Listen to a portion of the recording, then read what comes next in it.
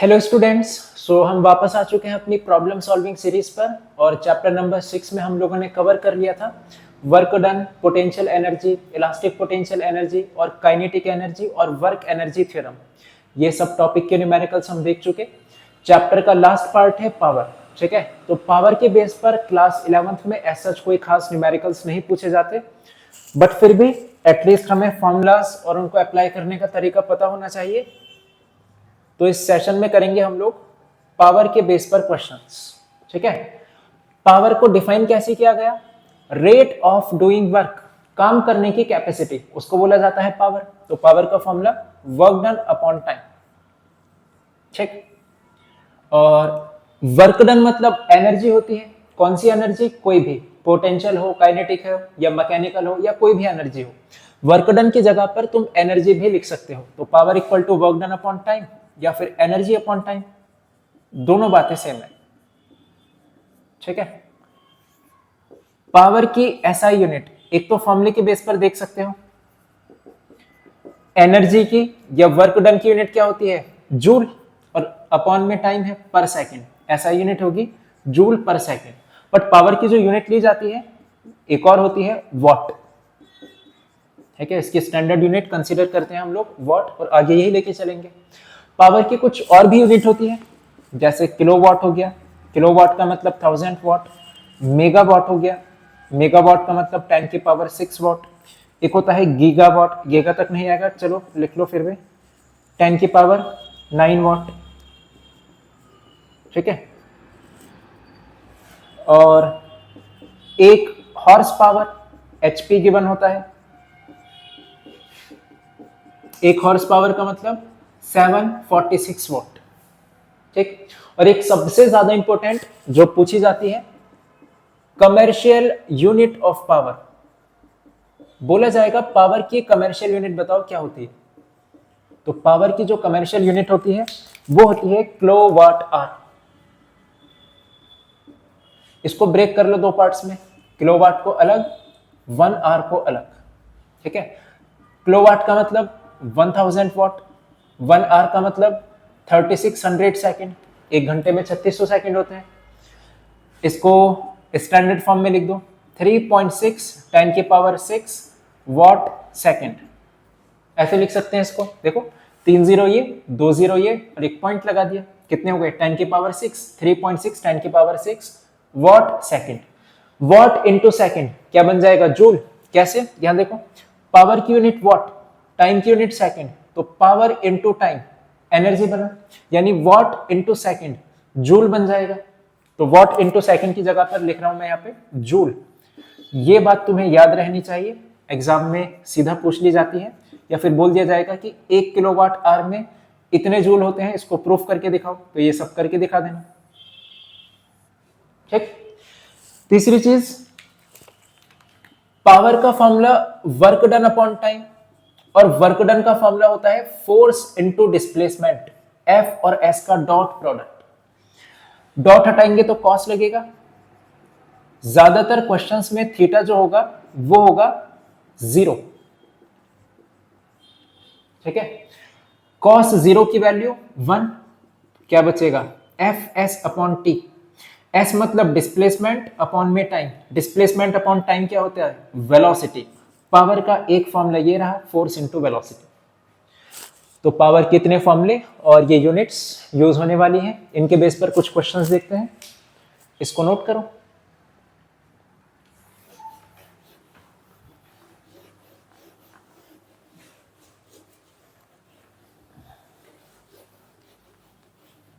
देखो,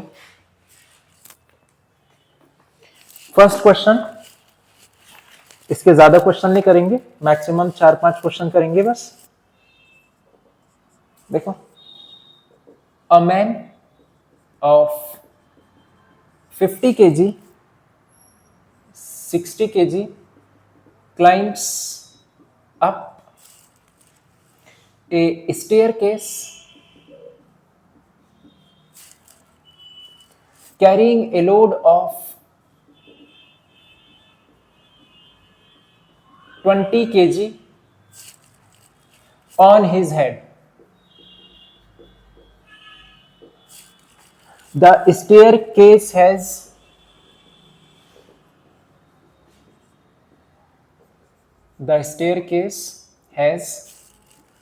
20 steps, each of height 0.2 meter. If he takes 10 seconds to climb, find his power.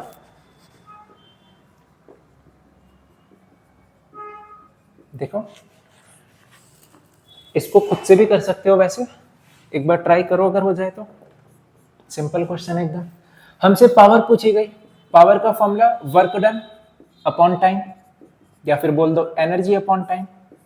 अब यहां check कर लो कि एनर्जी कौन सी है। एक पर्सन है जिसका वेट है 60 केजी, वो ऊपर चढ़ रहा है, अपने सर पे उसने एक 20 केजी का लोड ले रखा है, वो स्टेयर्स पे ऊपर चढ़ता गया। हर स्टेयर के एक स्टेप की हाइट हम लोगों को गिवन है 0.2 मीटर। ये स्टेयर्स हो गई, ठीक है। तो एक स्टेप की जो हाइट है वो है 0.2 मीटर, और टोटल कितने स्टेप्स हैं? 20 स्टेप्स। तो जब कोई भी बॉडी हाइट पर जाएगी, उसके पास कौन सी एनर्जी होगी? Potential energy. तो पोटेंशियल एनर्जी का फॉर्मूला mgh। वर्क डन मतलब एनर्जी, और यहां पर कौन सी एनर्जी है? Potential energy. सारा डेटा गिवन है, पुट कर दो। m मास, मास कितना होगा? 60 केजी तो मैन का हो गया, और उसने अपने सर पे रखा है 20 केजी, तो पूरी बॉडी का मास कितना हो गया? 80 केजी। g की वैल्यू 9.8 या फिर 10। h की वैल्यू, हाइट देखो, एक स्टेप की हाइट है 0.2, तो 20 स्टेप की हाइट कितना होगी? 20 इंटू 0.2 अपॉन टाइम कितना लगा उसको? If he takes 10 second, time लगे उसको 10 सेकेंड। अब इसको कैलकुलेट करके सॉल्व कर लेना, आंसर आ जाएगा 313.6 वॉट। समझ आया? ऐसे फुद्दू से क्वेश्चन आएंगे, नोट करो इसको। Next,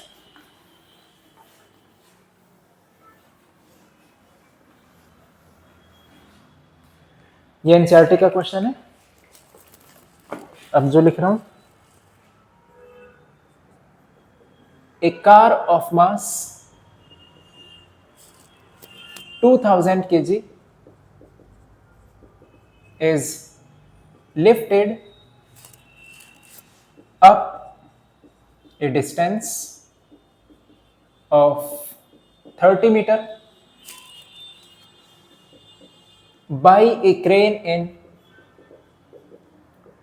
1 minute. A second crane does the same job in 2 minutes. Do the crane consume same or different amount of fuel?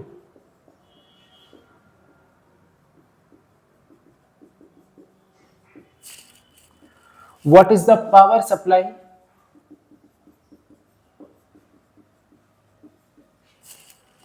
by each crane? ठीक है, और आगे बोला है उसने neglect power dissipation against fraction, यानी यहां पे कोई भी एनर्जी का लॉस नहीं हो रहा, ऐसा कंसीडर करके चलना। दो क्रेन है, उन्होंने एक कार को उठाया, 2000 केजी की कार है। एक क्रेन ने उस कार को 30 मीटर ऊपर लिफ्ट किया 1 मिनट के अंदर, दूसरी क्रेन ने सेम काम किया, यानी उस कार को 30 मीटर ऊपर लिफ्ट किया, लेकिन उसको टाइम कितना लगा? 20 मिनट। सबसे पहली चीज उसने पूछी, do the cranes consume same और डिफरेंट अमाउंट ऑफ फ्यूल? क्या दोनों क्रेन अलग अलग अमाउंट ऑफ फ्यूल को कंज्यूम करेंगे या फिर सेम अमाउंट ऑफ फ्यूल को कंज्यूम करेंगे? तो ऑब्वियस सी बात है, दोनों क्रेन ने काम तो सेम किया। मान लिया एक कार को उठाना है यहां से यहां तक 30 मीटर ऊपर, अब मैं इस कार को आराम आराम से लेके जाऊं यहां तक, या फिर मैं जल्दी से ले जाऊं, मैं थकूंगा तो सेम अमाउंट से। तो दोनों क्रेन का जो वर्क डन है एग्जैक्टली सेम रहेगा। कार को 30 मीटर लिफ्ट करने में दोनों क्रेन ने सेम काम किया, और जब सेम काम किया तो फ्यूल भी कितना कंज्यूम करेंगे, एग्जैक्टली सेम करेंगे। तो फर्स्ट पार्ट का तो आंसर ये हो गया, since work done by both crane is same, so they both consume same amount of fuel. इसको तो लिख देना थ्योरी में ऐसे, ठीक है। सेकंड पार्ट देखो, what is the power supplied by each crane. Power पूछी गई दोनों क्रेन की, तो पावर का formula work done upon time. दूसरी क्रेन के लिए सेम चीज, पावर का formula work done upon time. Work done मतलब एनर्जी, यहां पर कौन सी एनर्जी होगी, फिर से पोटेंशियल एनर्जी, क्योंकि हाइट की बात चल रही है, mgh अपॉन टाइम, और इसमें भी mgh अपॉन टाइम, ठीक है, T1 और T2। अब वैल्यूज पुट कर दो। कार का तो मास सेम है, मास कितना है कार का 2000 kg, जी की वैल्यू 9.8, हाइट भी सेम है, कितना है 30, और टाइम कितना लगा पहली क्रेन को 1 मिनट, यानी कि 60 सेकंड। टाइम की स्टैंडर्ड यूनिट सेकंड होती है, तो सेकंड में लेके चलना। सेकंड केस में मास सेम रहेगा, जी तो सेम ही होता है, हाइट भी सेम दे रखी है, और दूसरी क्रेन को टाइम कितना लगा 2 मिनट, यानी कि 2 × 60 सेकंड। इसको कैलकुलेट करो, इसको कैलकुलेट करो, दोनों का वर्क डन आ जाएगा। फर्स्ट वाली का आएगा 9800 और दूसरी वाली का आ जाएगा 4900 वॉट, ठीक है। ये एनसीईआरटी क्वेश्चन था, इसको नोट करो। एक लास्ट क्वेश्चन और देखना इस टॉपिक के बेस पर।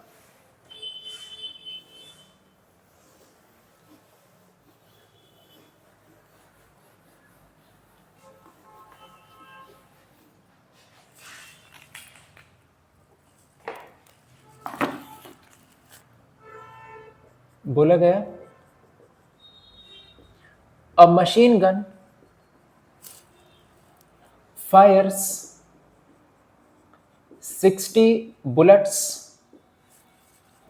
per minute with velocity of 700 meter per second if each bullet has mass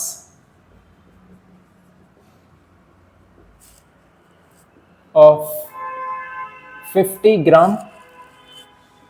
Find power developed by gun.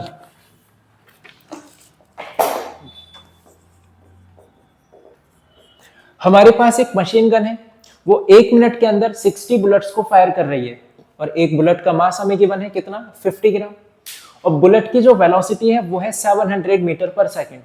तो पूछा गया है कि गन ने कितना पावर को डेवलप किया। तो पावर का formula work done upon time. Work done मतलब एनर्जी, और एनर्जी कौन सी होगी यहाँ पे, काइनेटिक एनर्जी। काइनेटिक क्यों होगी, क्योंकि यहाँ पर बुलेट के कुछ वेलोसिटी गिवन है, और कोई भी बॉडी मूव करे तो कौन सी एनर्जी होती है, काइनेटिक एनर्जी। फॉर्मूला पुट कर दो इसका, वेरी इजी क्वेश्चन।